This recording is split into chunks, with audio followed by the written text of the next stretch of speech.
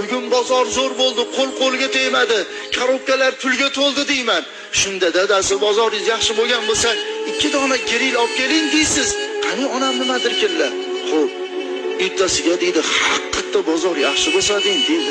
Ertaroq shuni qilmagan ekanman deb uyga kelib xotinga maqtanib, "Xotin, bunaqa bo'ldi, bunaqa bo'ldi" deb desam, xuddi o'rgatilganda dadasi, agar bozoringiz yaxshi bo'lgan bo'lsa, 2 dona gril olib keling dedi. Onamga deb qarasam, ko'zlari yalt qildi-da, "O'g'lim, ha, agar bozoringiz yaxshi bo'lgan bo'lsa, biror shiq to'rg'ama shashlik olib keling. Qandaydir tilim yuchiga ta'mi kelib qoluvdi."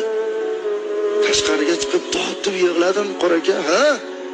Qirqqa kelayotgan bo'lsam, biror marotaba onam shashlik yegim keldi, o'g'lim olib ket demagan ekanlar. Nimaga? Peshana teri qilib topayotgan pulini, qiynalib topayotgan pulini menga yedirib qo'ymasin deb aytmayotgan ekanlar" deb tortib yig'ladim.